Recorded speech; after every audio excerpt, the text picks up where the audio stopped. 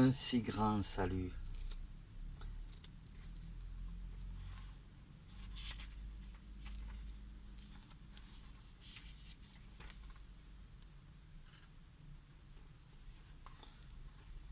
Jésus est supérieur à Moïse.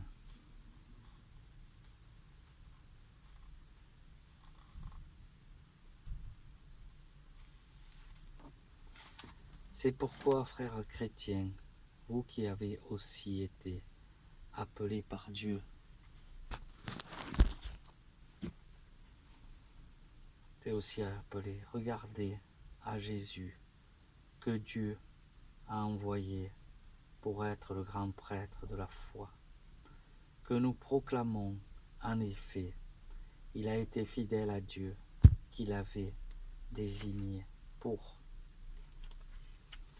cette tâche, comme Moïse a été fidèle à l'accomplissement de sa tâche. Dans toute la maison de Dieu, celui qui construit une maison reçoit plus d'honneur que la maison elle-même. Ainsi Jésus est digne d'une gloire bien supérieure à celle de Moïse. Toute maison, en effet, est construite par quelqu'un. Or Dieu est celui qui a construit toutes choses.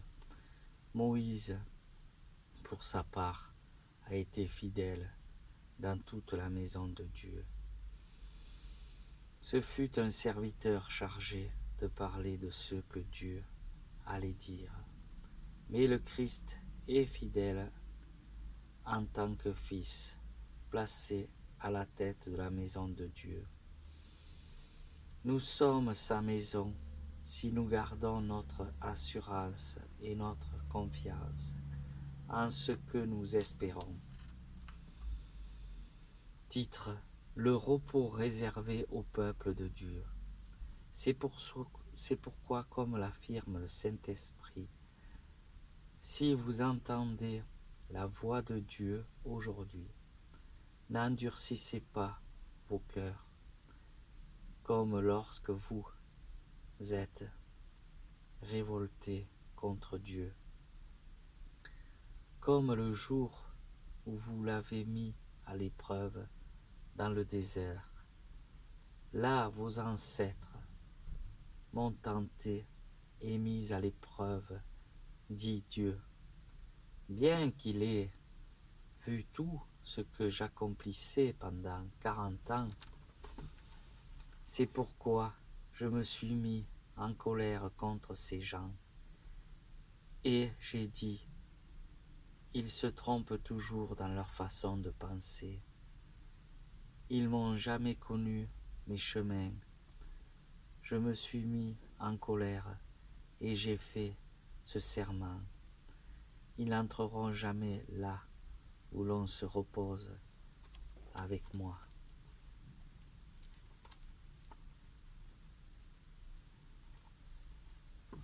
Frères, prenez garde, que personne parmi vous n'ait un cœur si mauvais et incrédule, qu'il se détourne du Dieu vivant.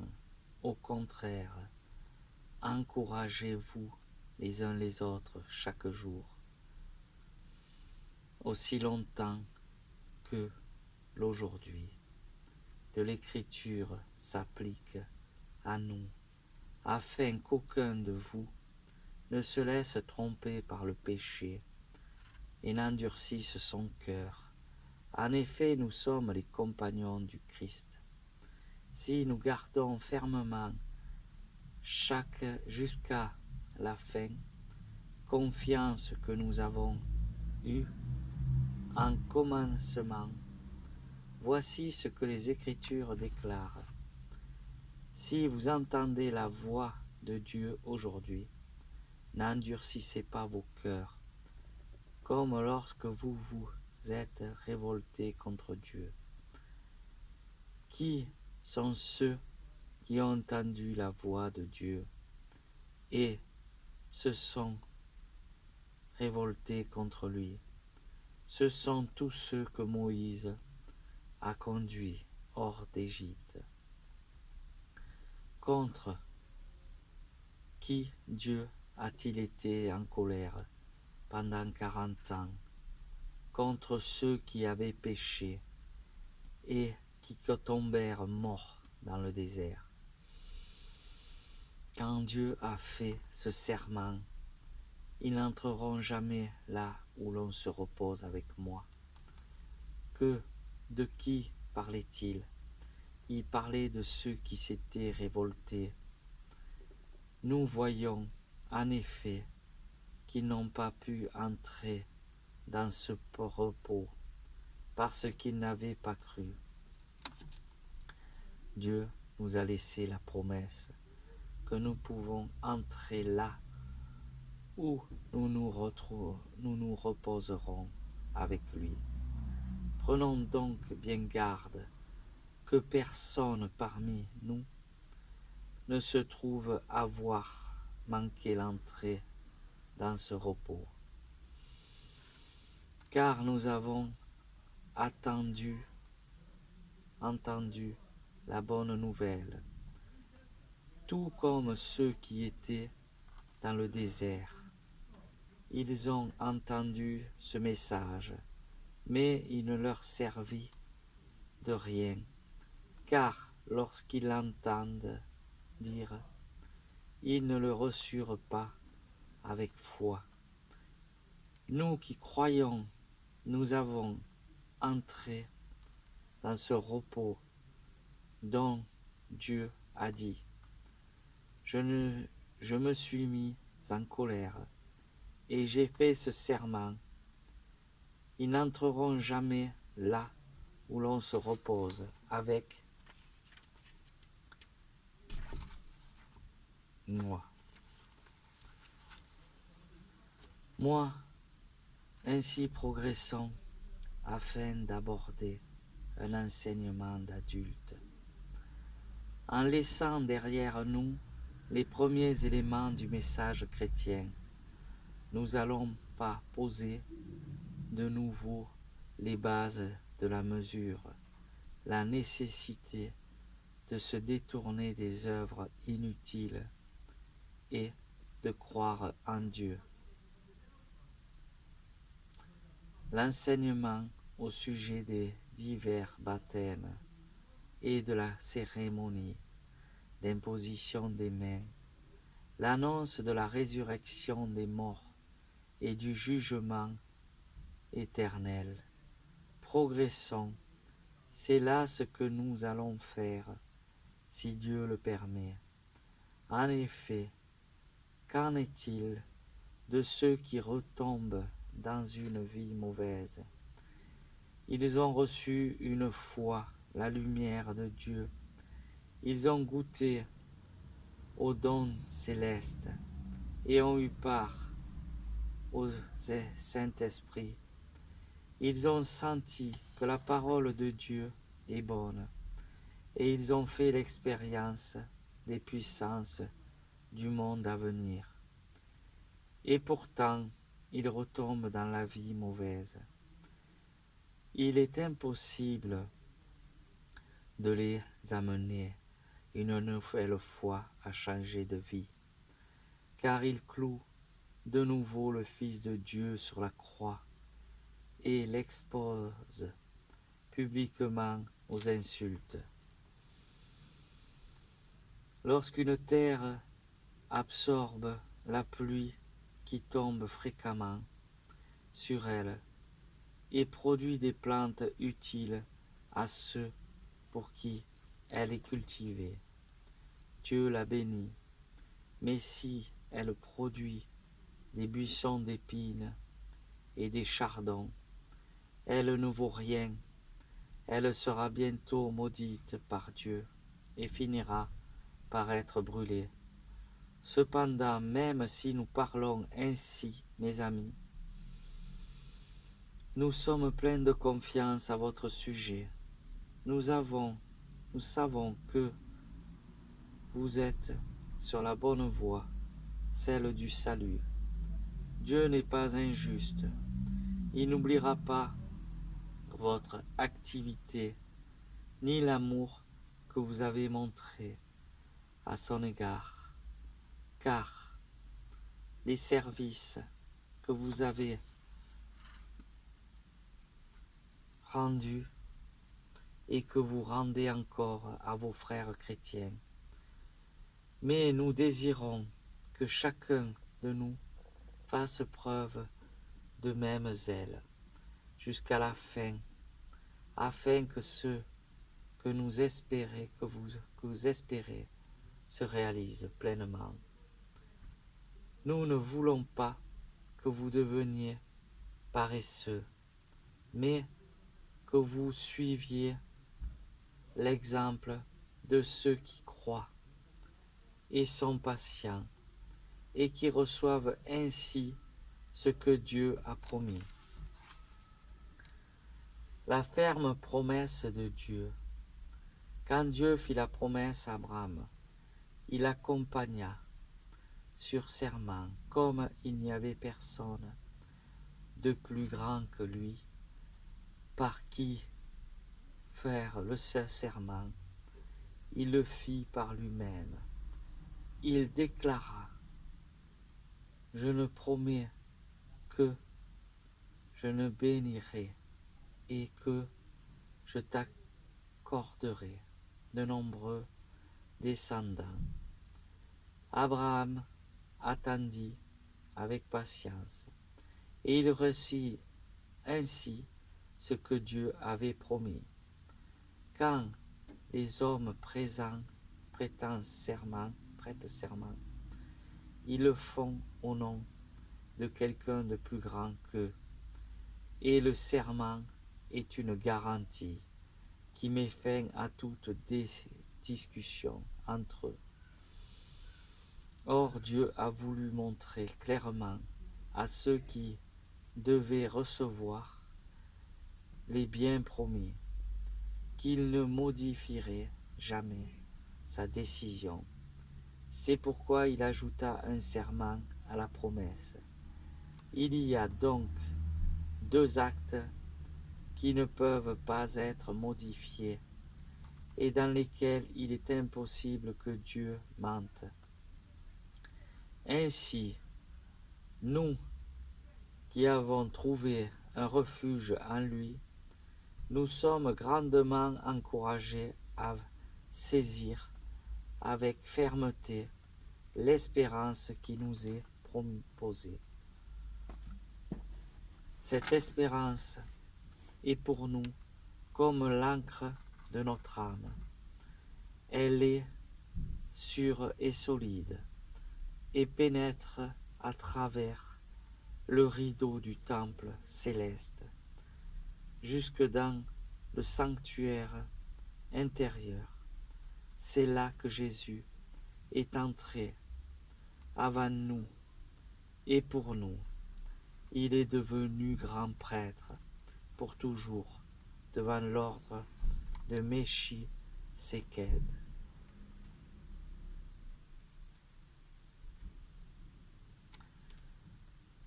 Melchisédek, roi et prêtre. Ce Melchisédek était roi de Salem et prêtre du Dieu très haut. Lorsqu'Abraham revenait de la bataille où il avait vaincu, les rois Melchisédek se rendit à sa rencontre et le bénit. Abraham lui donna la deuxième partie de tout ce qu'il avait. Le nom de Melchisédek, tout d'abord, signifie roi de justice. De plus, il était roi de Salem, ce qui veut dire roi de paix. On ne connaît à Melchisédek ni père, ni mère, ni aucun ancêtre. On ne parle nulle part de sa naissance ou de sa mort. Il est semblable au Fils de Dieu. Il demeure prêtre pour toujours. Remarquez comme il est grand. Abraham, patriarche, lui donna la deuxième partie de tout ce qu'il avait gagné dans la bataille.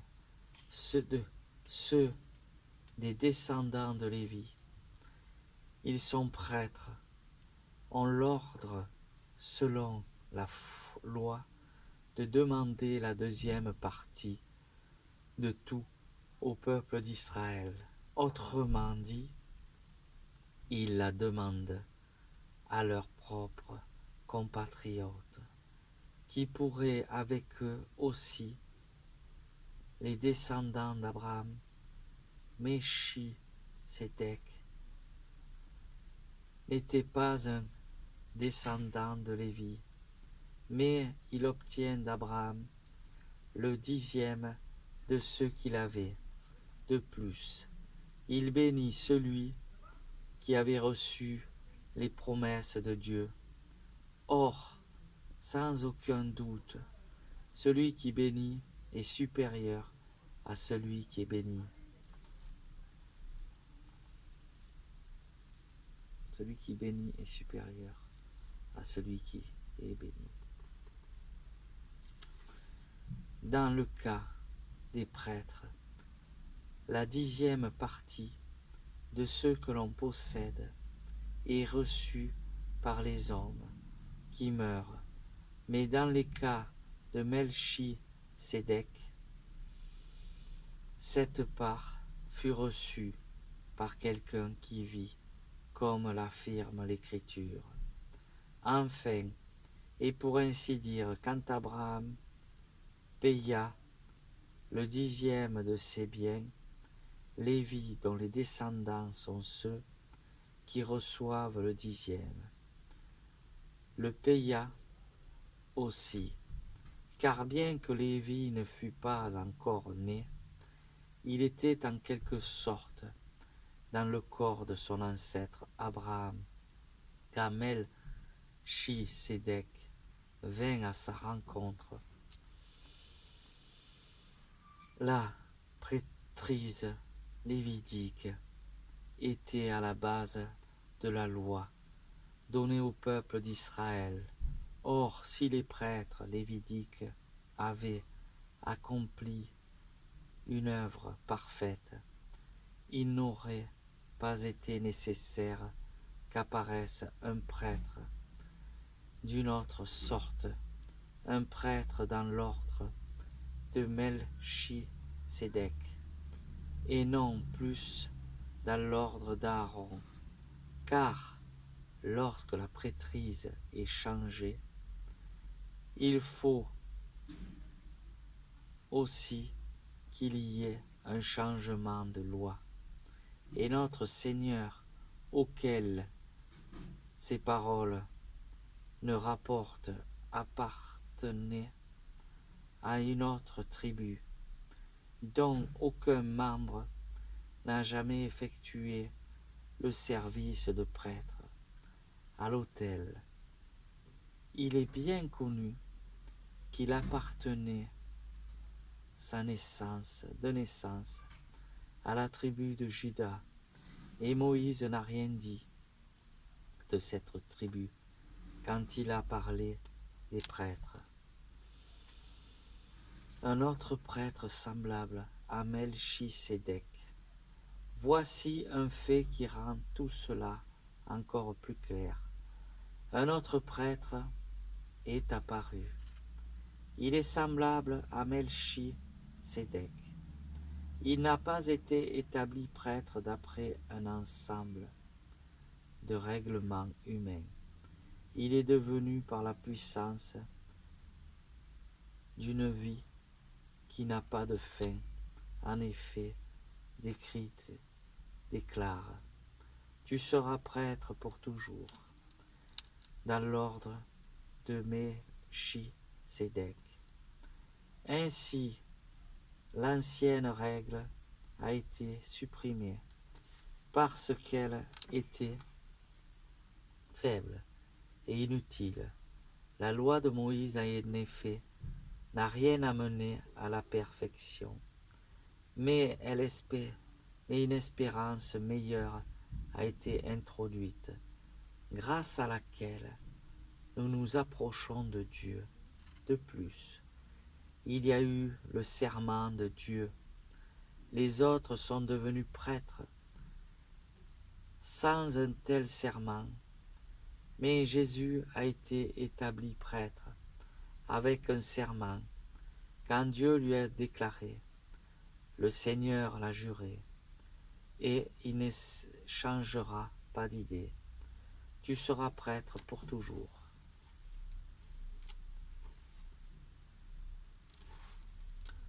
Par conséquent, Jésus est aussi celui qui nous garantit une alliance meilleure. Il existe une autre différence encore des autres prêtres.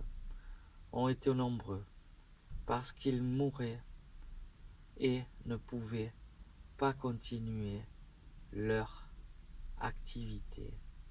Mais Jésus vit pour toujours, et la tâche de prêtre n'a pas été transmise à quelqu'un d'autre.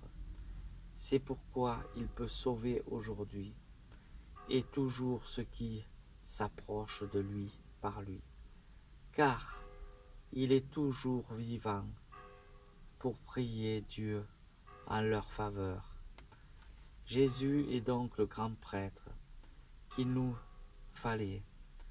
Il est saint, il n'y a aucun mal et aucun péché en lui.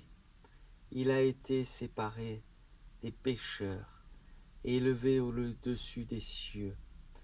Il n'est pas comme les autres grands prêtres.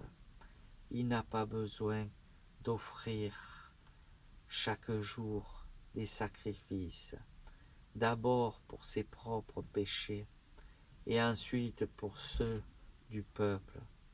Il a offert un sacrifice une fois pour toutes quand il s'est offert lui-même. La loi de Moïse établit comme grand prêtre des hommes imparfaits, mais la parole du serment de Dieu, formulée après la loi, établit comme grand prêtre le Fils qui a été rendu parfait pour toujours. Jésus, notre grand prêtre. Voici le point le plus important de ce que nous sommes en train de dire. C'est bien un tel grand prêtre que nous avons. Et il s'est assis dans les cieux, à la droite du trône de Dieu, la puissance suprême. Il accomplit le service de grand prêtre dans le sanctuaire, c'est-à-dire dans la tente véritable dressée par le Seigneur, et non par un homme. Tout grand prêtre est établi pour offrir des dons et des sacrifices. Il faut donc que notre grand prêtre ait aussi quelque chose à offrir. S'il était sur la terre, il ne serait pas même prêtre, puisqu'il y a des prêtres qui offrent des dons conformément à la loi juive. Le service de ces prêtres accomplissent sans n'est qu'une copie et une ombre de ceux qui se trouvent dans le ciel. Cela correspond à ce qui s'est passé pour Moïse au moment où il allait construire la tente. Dieu lui dit: aie soin de reproduire en tout le modèle qu'il t'a été montré sur la montagne. Mais maintenant, Jésus a été chargé d'un service bien supérieur au leur, car il est l'intermédiaire d'une alliance bien meilleure, fondée sur de meilleures promesses. Si la première alliance avait été sans défaut, il n'aurait pas été nécessaire de la remplacer par une seconde. Mais Dieu a des fautes à reprocher à son peuple, comme il le déclare dans le passage. Les jours viennent, dit le Seigneur, où je conclurai une alliance nouvelle avec le peuple d'Israël et avec la tribu de Juda.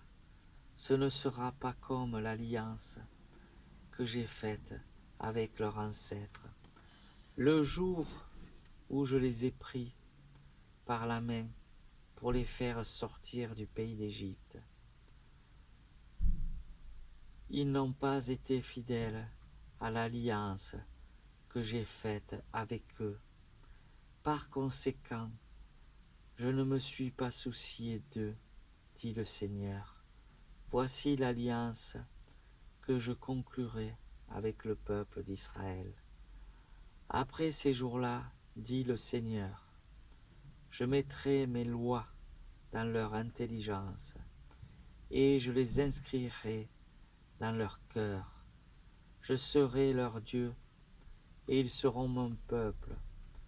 Aucun d'eux n'aura plus à enseigner son concitoyen.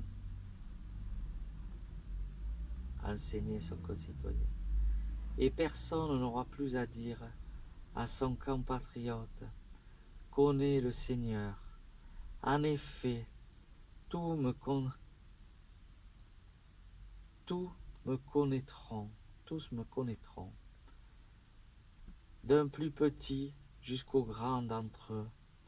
Je pardonnerai leurs fautes et je ne me souviendrai plus de leurs péchés.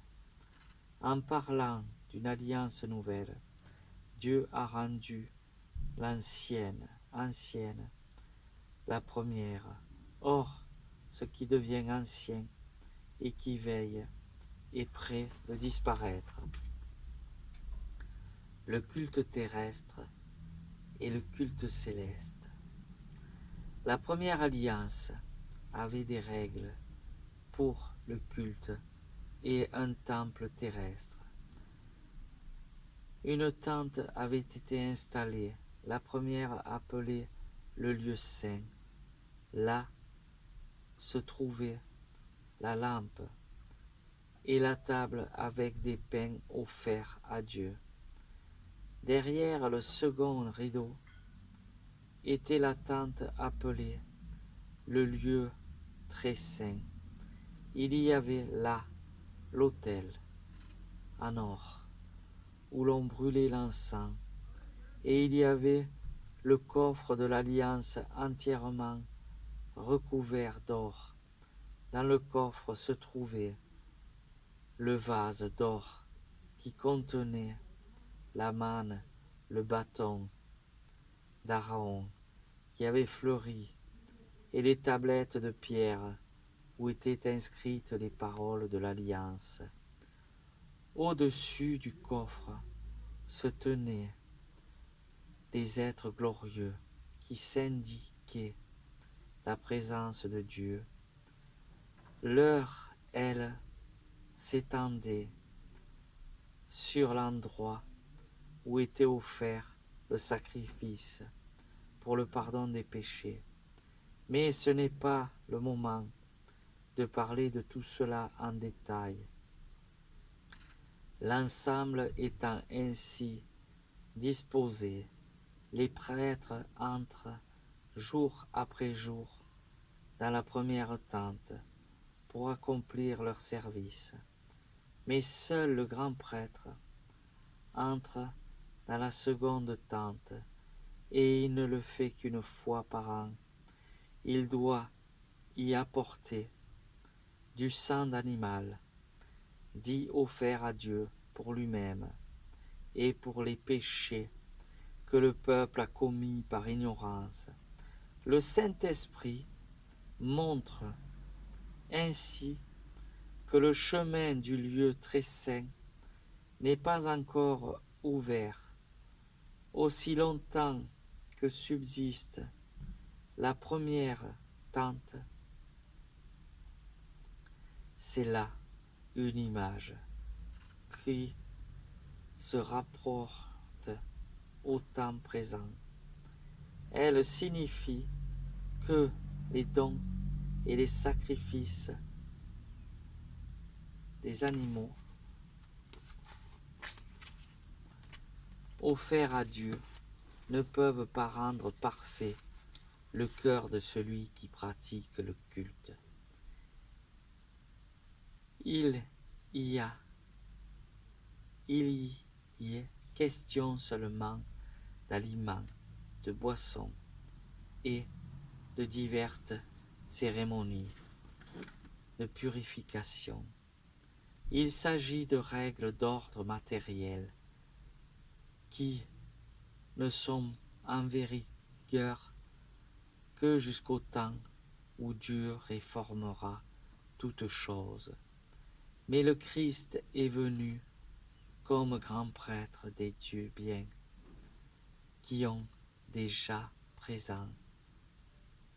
La tente dans laquelle il accomplit son service est plus importante et plus parfaite. Elle n'a pas été construite par des hommes, autrement dit, elle n'appartient pas à ce monde créé. Quand le Christ est entré une fois pour toutes dans le lieu très saint, il n'a pas offert du sang de bouc et de veau. Il a offert son propre sang et a obtenu pour nous un salut éternel.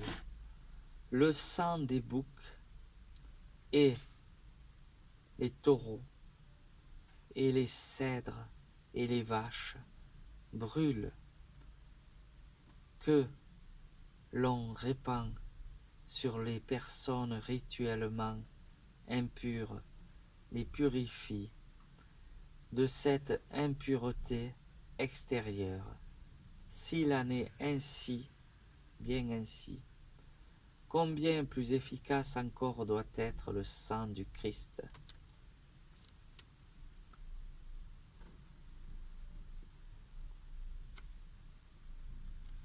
Par l'Esprit éternel,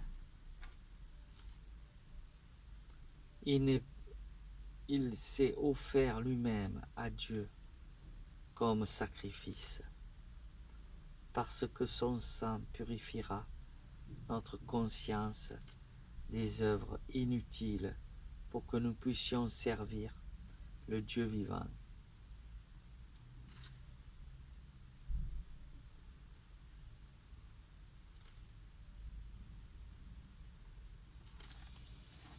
Voilà pourquoi le Christ est intermédiaire, une alliance nouvelle, afin que ceux qui ont été appelés par Dieu puissent recevoir les biens éternels que Dieu a promis comme héritage. Ils le peuvent parce qu'une mort est intervenue et que cette mort définitive des hommes, des fautes commises quand ils étaient soumis à la première alliance. Là où il y a un testament, il est nécessaire de prouver que celui qui a établi est mort. En effet, un testament n'est pas valable aussi longtemps que son auteur est en vie.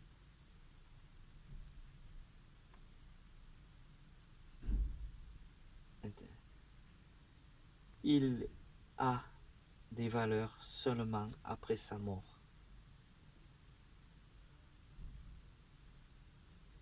De celui-ci. C'est pourquoi la première alliance elle-même n'est pas entrée en vigueur avant que du sang soit répandu. En premier lieu, Moïse proclama devant l'ensemble du peuple tous les commandements tels qu'ils se trouvent dans la loi.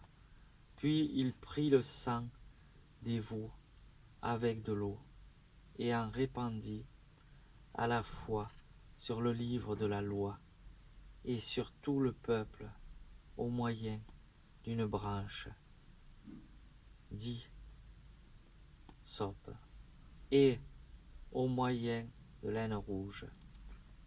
Il déclara: ceci est le sang qui confirme la alliance à laquelle Dieu nous a ordonné d'être fidèles. Moïse répandit également du sang sur la tente et sur tous les objets utilisés pour le culte. Selon la loi, presque tout est purifié avec du sang, et les péchés ne sont pardonnés que si du sang est répandu. Amen.